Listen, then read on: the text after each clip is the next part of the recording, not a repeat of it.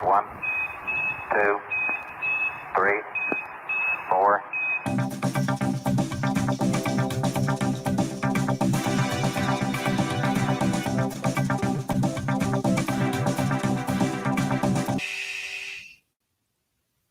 Welcome, folks. I am kicking off today a series of lives on YouTube, on Facebook, on LinkedIn to help support the business owners, the leaders out there who are trying to find their way through this pandemic world. How do we move forward? How do we find a way to move forward? Whether you're still actually working with a team on site or you're working remotely and trying to figure that out. What I like to do is provide you with some resources that help you and your people move forward a little more effectively. And it's really important as well to be managing yourself, supporting yourself as well. What we're going to do today is get into why people are perhaps not as responsive. They're a little more sluggish. And perhaps you found that with you as well, that you get through a day, you feel like you haven't done much, but it's like you are so exhausted and drained. It's very common for that to happen. It's 8 or 9 o'clock, and all of a sudden you're just completely drained, trying to make things work. And there's some very clear reasons for that, and that's what I want to get into today. So we're going to start out looking at it for your people and what you can do to support them in this. But we also want to get at what's going on with you. And if you have any comments or thoughts, you can jot them into the comment box, and I can see them going forward at this time. So what we want to get into now, first off, is what's going on here. And part of this comes from, just closing off something here. Part of this comes from an article I read recently that really made a lot of sense, that what is happening with a lot of people right now is what they're actually feeling is grief. Because what's happened is you're losing what's familiar. You've lost all of your routines, all of your certainty about how life is, about how life's going to be. And you're trying to figure out what's happening, but it's gone as far as we know. We don't know when it's coming back. There's so much uncertainty. If we knew it was gone, perhaps it might be better, but it's the uncertainty of when it's coming back that's really weighing on a lot of people. And when you're dealing with change, I do just some background for those who don't know me. My work is in organizational change, strategy development, leadership development. And when you're dealing with change, there's a framework that I use that actually comes into understanding this. And let me just bring that up here. So if you are looking at a change, if you want to go from your current state, wherever you are, to some goal, wherever you want to be, logic says you just push, you just start the process going, and it should just go straight through, right? That's not what happens. In reality, there's a process that you go through with 4 distinct stages. And this curve is called the change curve, but it's also the grief curve. It's if you are going through any sort of change, it's a loss process. You lose something and you're grieving. If you get a promotion, awesome, wonderful. But now all the people who are your friends now report to you. And all of a sudden you've lost the relationship you had with them.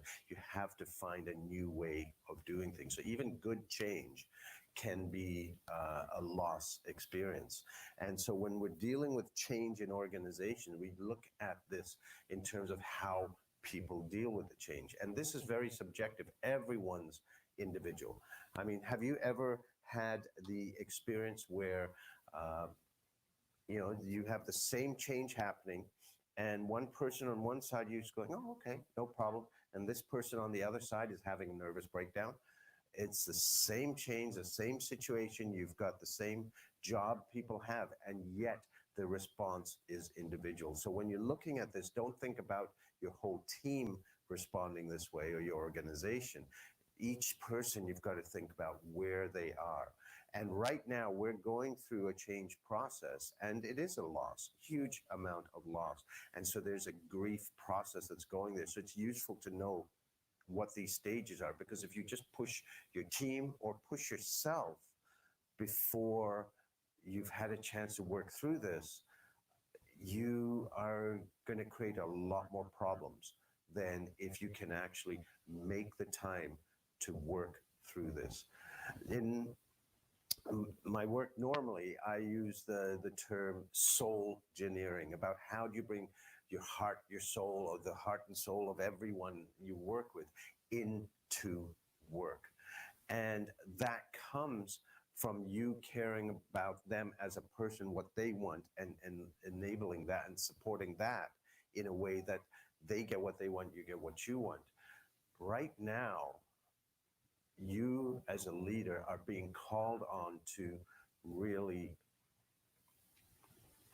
build your capacity to serve, support your people, because right now they're being challenged. They're wondering about their jobs. You may already have had to lay off people. They may wonder if they're going to be, if they're not already. There's all this uncertainty.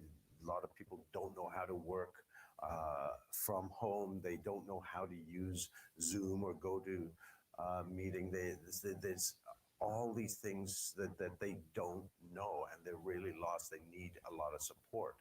And when you're going through the change curve, when you're going through the grief curve, there's some very clear ways that you can support them, to help them, so that when they're ready to move forward, they can be more productive. But they need to be supported as they go through. And as we'll get to, so do you, to make sure that you look after yourself.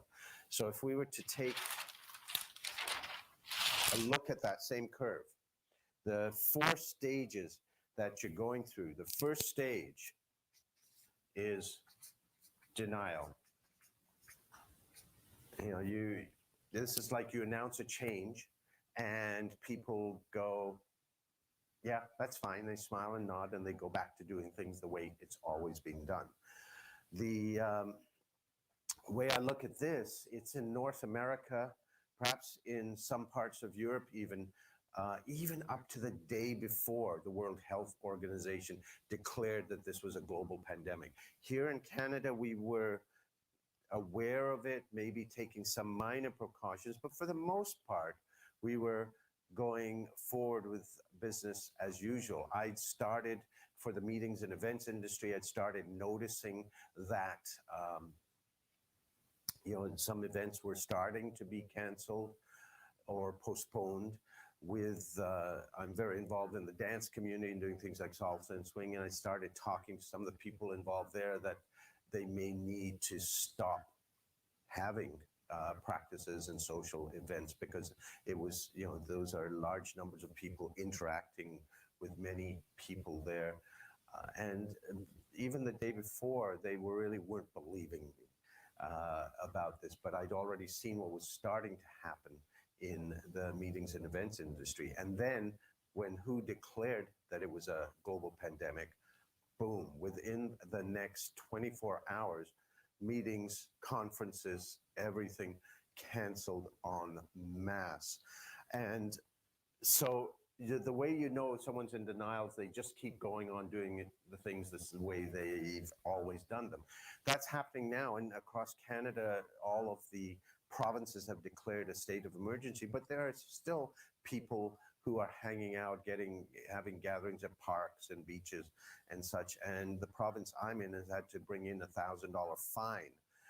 And they're starting to enact it on people who are still gathering, because they're denying that this is actually happening. And the key strategy here when you're in stage one is communication. Tell. You keep telling, keep informing, keep informing, and so on and so forth. And in all different ways. So right now, with the states of emergency that many states and provinces are enacting, and people having to go home from work, people being laid off, now we've actually hit into stage two, and you kind of know when stage two is going to happen. It's called chaos. That's where you get a lot of anger, a lot of frustration, a lot of venting, a lot of resistance to everything. And people are really going, well, what the heck's going on? How do we find our way through this? And that's what we normally associate with change. And I think that's where a lot of us are now. There's so much uncertainty. We're waiting for clarification on how the governments may be supporting us, all of this, what might be happening with our work, all of this uncertainty is there. But the other thing is, a lot of times with change, people think of this as being overt resistance, but it's not just that. Another common characteristic of this stage is depression.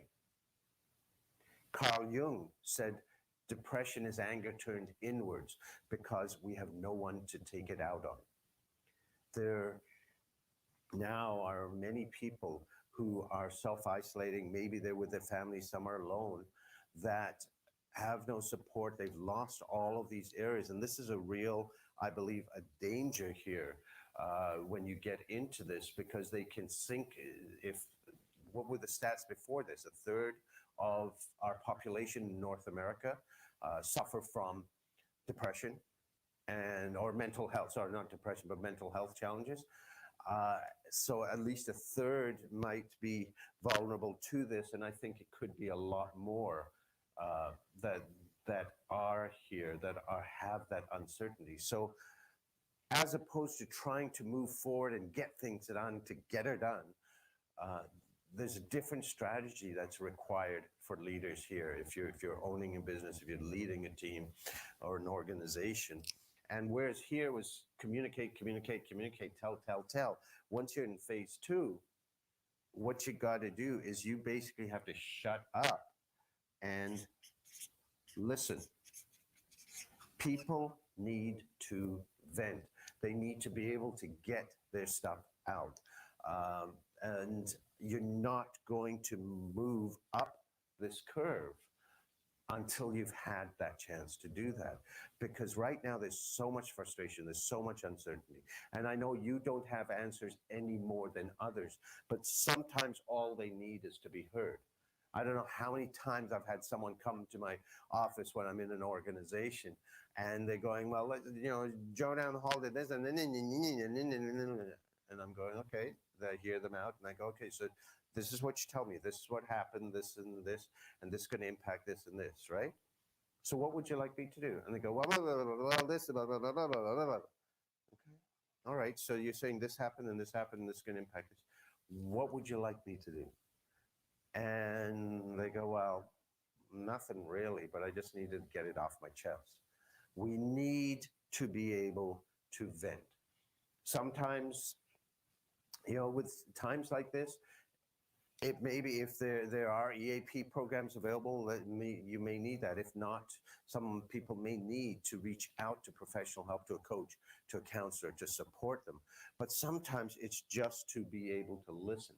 And as the leader, part of your job is be able to support your people through that.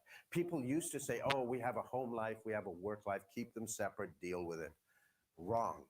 We have one life, and both impact the other. And right now, both have been turned inside, outside, upside, downside. Okay? So right now, your people are going to be needing that support, and I'd suggest one-on-one. The thing is to be careful for yourself that you're not taking that on, that you're providing them that ear. You can help them with what you can do and what information you have, but don't take it on yourself. I would recommend at a time like this not to do this in a group unless you've got a very healthy organizational culture, and that's pretty rare. So the one-on-one is usually the most effective. And if you've got managers between you and the frontliners, to be able to train them to do that, and then to be that support for those managers, so that they have that resource. And the thing that's interesting about this curve, this whole side of the curve here, right here, these first two stages, they don't care about you or the organization or anybody else. What they're concerned about, it's all what's in it for me. It's all about them and what's going to happen to them. They're not going to be engaged in moving forward or finding a way to move forward until they've had that chance to vent and get it out. Now there's a there's a line between venting and wallowing, and I think we all know when we hit that. But everyone does need some time to vent. The other thing to think about is this curve. Everyone goes through it differently. So if you're, for example, in an organization, you're the change leader, you've probably gone through it pretty quickly, and you're already over there, and people are down here thinking you've gone off your medication. That how can you see this is going to be great? But to have some sort of vision of what's going on there. So respect where people are. Just because you can see what's going there, you cannot explain it to them. This is where you've got to shut up, listen, hear where they're at. Now, once they've had a chance to vent, then you can move on to stage 3, which is where you engage them. That's where you say, how could we move forward? What is it we could do? That's where you can explore how you can move forward. Doing that before you address their concerns, their needs, is going to be pointless. You're just going to drive up the stress, and you're going to increase resistance, both overt and covert. So this is where you start to engage them if they've gotten through that hump of, okay, I know this is uncertain, all of this, I've been able to clear the stress to some level, and how do we go forward? So that's there.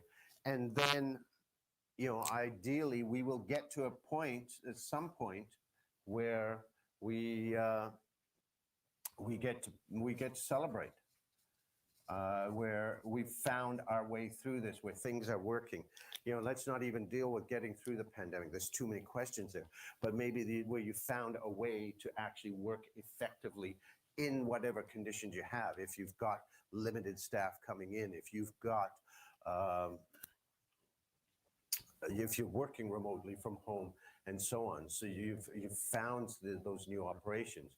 The key, though, is somewhere in there, you need to be able to have a vision. And as a leader, you've got to start to build it you want their input, but they're not going to be ready to put it in until they get here. But you've got to have the framework of a vision of where you want to get to, a goal, before you start talking to them, so that you know that you want to get to the state where we're working okay, where people have learned how to share the information, how to use the online stuff. You can't just take Zoom or GoToMeetings and transfer your work to being virtual. There's different processes, there's learning processes that are involved there. It's going to take time, and each of those will involve a change curve. But right now, there's a lot of stuff that's not from you, and it's not in your control, but they need to be able to drive that, to be able to support all of this going forward. Now, and you need to celebrate not just when you get to that state, but at key milestones. And by celebrate doesn't have to be huge and elaborate, but something that people feel like they're getting somewhere. Because there's only 2 stages in this change curve, in this grief curve, where there's emotion. One is here, where you've got all the caca, and the other is here where you're celebrating that you've come through. So if you do not celebrate, if you do not create positive emotion, the only emotion that's going to be there is all the caca. And so that's not really going to be healthy to move forward. So the other thing to realize, it's not a one-way curve, right? Is you don't just go through like this. You may get through, people are venting, and then you found that way, and then you get to where you can start to engage them in, okay, here, let's start to explore how we could work together, what could happen, what could, and they find some new things that they really like about this, the flexibility. Then the next day, something happens with the government, or something happens with the numbers from CDC or whatever, that all of a sudden they're back there, and then you vent and move, and you can start, and it can go that way for a little while before it moves up there. And it's, with this situation, it's very likely to. But it's really, the purpose of this is a model, it's a framework. It's to really start thinking about, whenever you're talking to your people, where are they in this curve? And what do they need from you as a leader to support them? The more you invest in them, the more they will be there to give you when they come through. You know, there's a saying about, in a relationship or a friendship, it's like a bank account. You have to put in before you withdraw, right? So you have to give to your friends, you have to support your friends. And then in times when you need them, they will be more likely to be there. But if you haven't invested, and if you reach out to them, they may not be there for you, because they're going, well, why? You know, I hardly know you. You've rarely done anything. But if you can invest in your people here, as you move forward, they will be there a whole lot more for you. Does this make sense? And so, you know, you can just jot down, if you want, some comments in the comment part. Now I can see those and bring those into the conversation. Now, this is with your people. Let's talk about you, because you're going to go through this change curve too, this grief curve. This is impacting you as well. You know, the denial.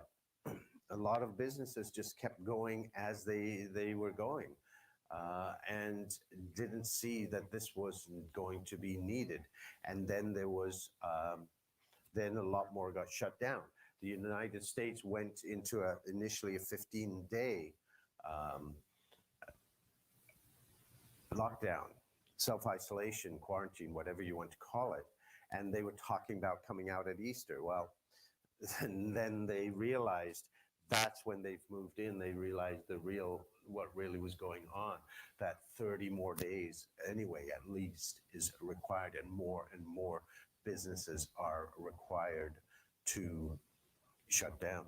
The same thing with what happened in this province, where they're starting to charge people. People were in denial. They had the state of emergency. People were still having gatherings. And so they had to start charging, which forced people down here. Now a lot of people are grumpy, but at least they're not doing that. So to think about, where are you in denial about what's going on? Are you expecting that, okay, we're going to be back in you know, the 60, 90 days, we're going to be back into normal? The reality is, let's look at the reality. We're doing this self-isolation. We finish and we flatten the curve. The virus isn't gone. It is still out there. So we're still going to need to self-isolate. There's going to be differences in how we interact at work, in meetings. We're probably not going to be having large gatherings of meetings very soon. We're probably not going to be even doing things like going to the movie theater, because think how close you are to people then. And so what, you know, where are you in denial? And here's a question. How do you know when you're in denial? It's a trick question. You don't know because you're in denial. So this is where you need your support system. You need your friends. You need your significant other. You need your colleagues who are going to be there and say, hello, you're not seeing things.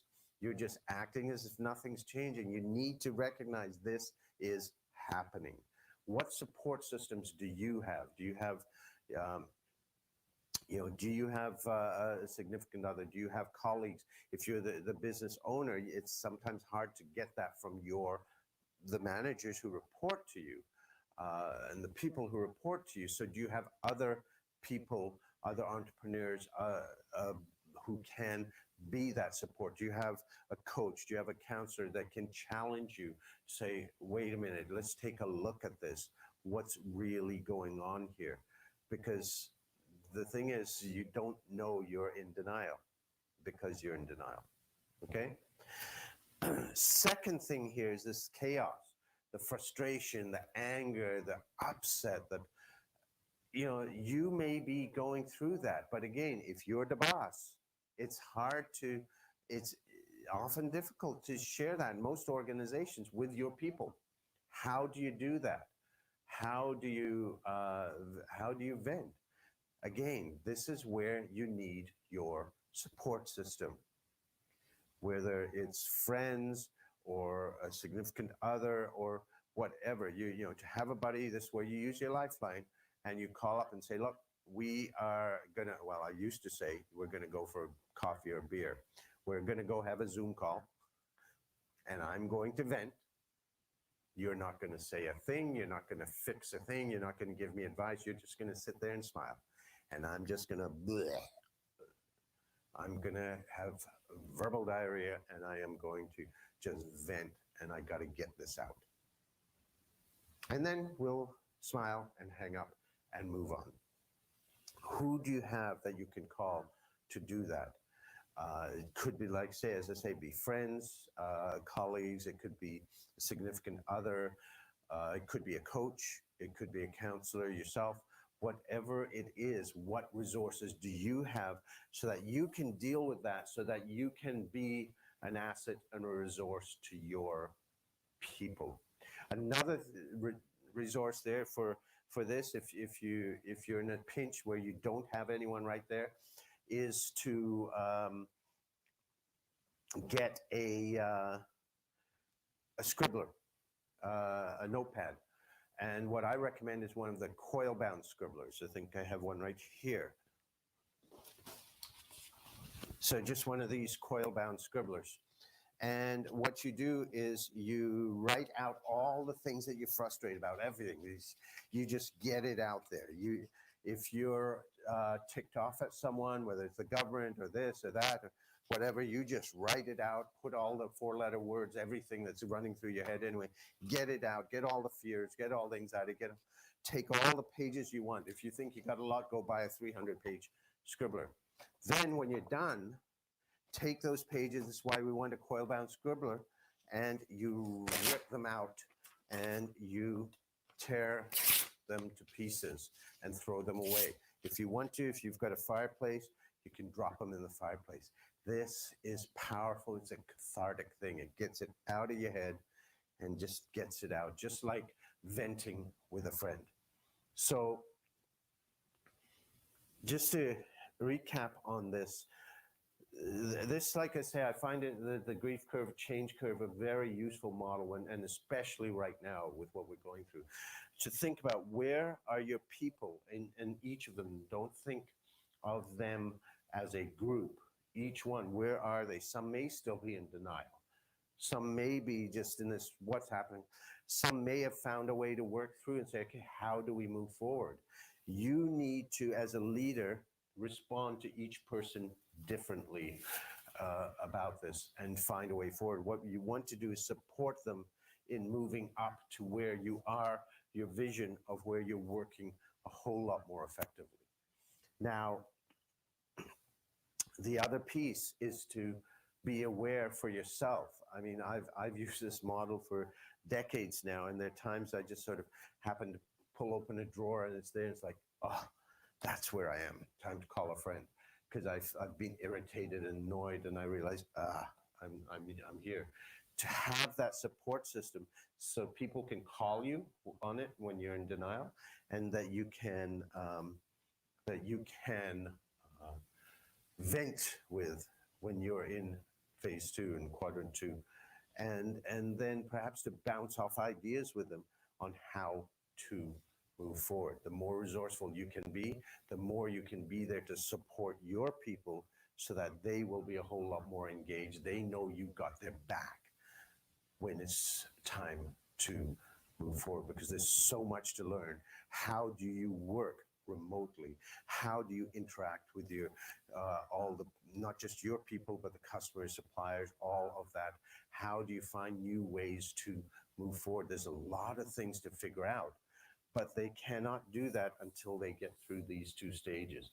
And right now, this is your job as a leader to get yourself through there, be resourceful so that you can get your people through that.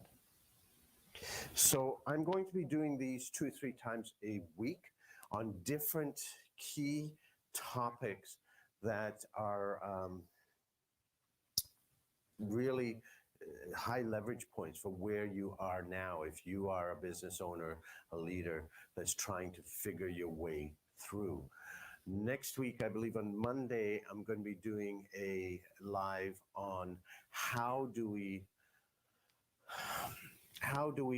find our way through this, because a lot of people think, okay, we'll just go to use Zoom, we'll go use Skype for Business, we'll use GoToWebinar and just do that, and you cannot. There are all sorts of challenges that people run into with that. So what I want to do on that next live is I want to talk about the elephant in the corner, or elephants, about this, about how do we work remotely, the things that people aren't talking about. Everyone's jumping on Zoom and this and that, but it's not just a matter, you don't just transfer live business to remote and it works as it did. You have to rethink processes.